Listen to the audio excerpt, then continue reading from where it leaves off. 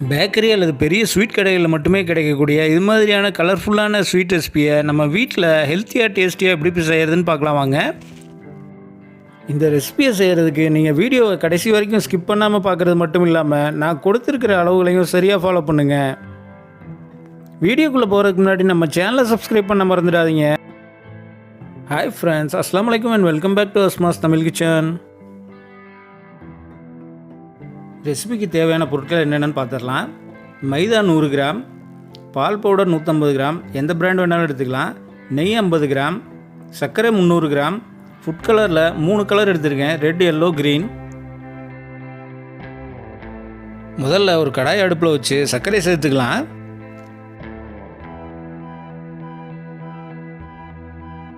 நூறு ml அளவுக்கு தண்ணி சேர்த்துக்கிறேன், அதாவது பாதி டம்ளர் அளவுக்கு தண்ணி சேர்த்துக்கலாம்.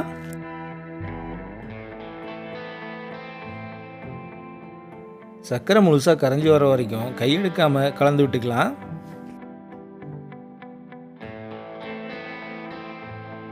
நம்மளோட சர்க்கரை ஒரு கம்பி பதத்துக்கு இருக்கான்னு செக் பண்ணி பார்த்துக்கலாம். கம்பி பதத்துக்கு வந்தாச்சு. இப்போ நம்ம உடனே அடுப்பை ஆஃப் பண்ணிடலாம். அடுப்பு ஆஃப் பண்ணதும் முதல்ல நான் பால் பவுடர் சேர்த்துக்கிறேன். பால் பவுடர் சேர்த்து நல்லா கலந்து விட்டுக்கலாம்.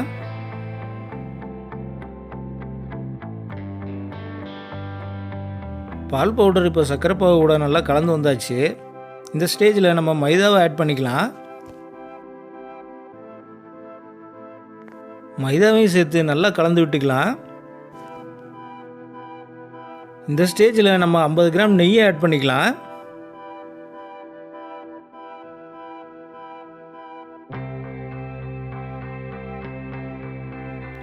நெய்யையும் நல்லா கலந்து விட்டுக்கலாம்.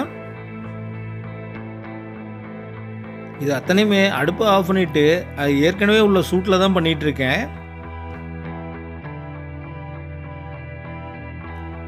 அத்தனையும் மிக்ஸ் ஆகி வந்தாச்சு. நம்ம இந்த ஸ்டேஜில் ஒரு எண்ணெய் தடவின பிளேட்டுக்கு இதை மாற்றிக்கலாம். நம்ம ரெடி பண்ண மாவில் இப்போ கலர் சேர்த்துக்க போகிறோம். இதுக்காக மாவை 4 பாகமாக பிரித்து எடுத்துக்கலாம். 2 சின்ன உருண்டை மாவு எடுத்து அதில் மஞ்சள் மற்றும் ரெட் கலரை சேர்த்து உருட்டிக்கலாம். அடுத்ததாக கொஞ்சம் பெரிய உருண்டையாக மாவு எடுத்து க்ரீன் கலரை சேர்த்து பிசைஞ்சிக்கலாம். மீதம் இருக்கிற மாவு கலர் எதுவுமே சேர்க்காமல் அப்படியே ஒயிட்டாக வச்சுக்கணும். நான் இங்கே மாவை எந்தெந்த அளவில் பிரித்து எடுத்தேன் அப்படிங்கிறத வீடியோவில் காட்ட மறந்துட்டேன்.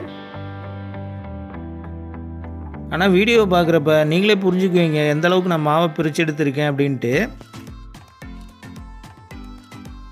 எல்லோ மற்றும் ரெட் கலருக்கு சின்ன உருண்டையாகவும், க்ரீன் கலருக்கு பெரிய உருண்டையாகவும், ஒயிட் கலருக்கு இருக்கிறதுலே பெரிய உருண்டையாகவும் பிரித்து எடுத்துக்கலாம்.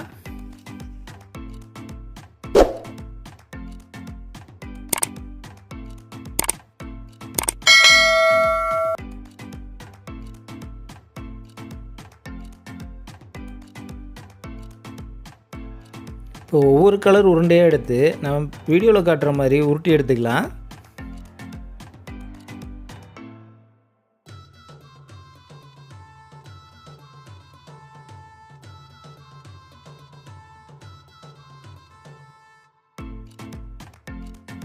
க்ரீன் கலர்லேருந்து கொஞ்சம் மாவு எடுத்து இது போல் உருட்டி எடுத்துக்கலாம்.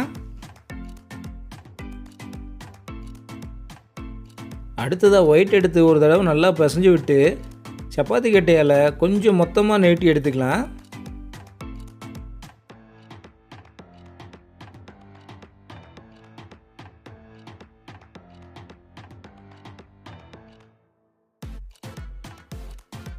பாருங்கள், இந்த சைஸுக்கு இருந்தால் போதும்.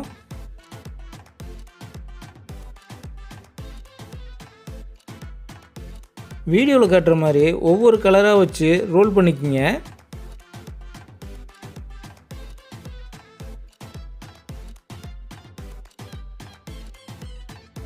கடைசியாக மீதம் இருக்கிற க்ரீன் எடுத்து சப்பாத்தி கட்டையால் மெல்லிசாக நீட்டி எடுத்துக்கலாம்.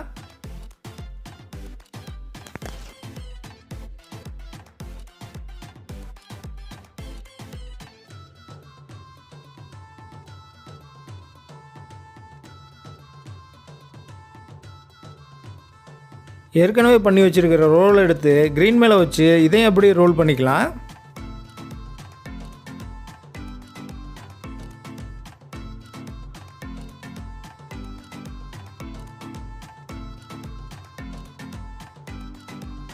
ரோல் பண்ணி எடுத்ததை ஒரு பாலித்தீன் கவர் மேலே வச்சு நல்லா டைட்டாக ரோல் பண்ணி எடுத்துக்கலாம்.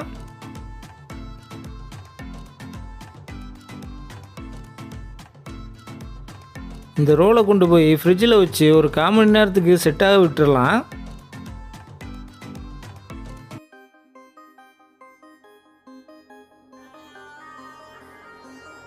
ஃப்ரிட்ஜிலேருந்து வெளியே எடுத்தாச்சு. பாருங்கள், நல்லா செட்டாகி வந்திருக்கு. இப்போ இதை கத்தியால் தேவையான சைஸுக்கு கட் பண்ணிக்கலாம்.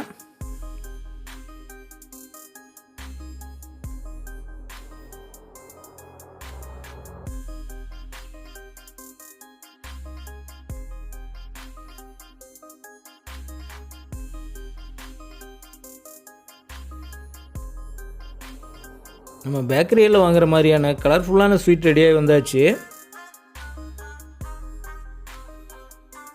நீங்களும் வீட்டில் ஒரு டைம் ட்ரை பண்ணி பாருங்கள். குழந்தைகளுக்கு கண்டிப்பாக அது ரொம்ப பிடிக்கும். ஸோ ஃப்ரெண்ட்ஸ், வீடியோ பிடிச்சிருந்தா மறக்காமல் லைக் பண்ணிவிட்டு உங்கள் ஃப்ரெண்ட்ஸ் எல்லோருக்கும் ஷேர் பண்ணி விடுங்க. மறக்காமல் நம்ம சேனலை சப்ஸ்கிரைப் பண்ணி உங்கள் ஆதரவு கொடுங்க.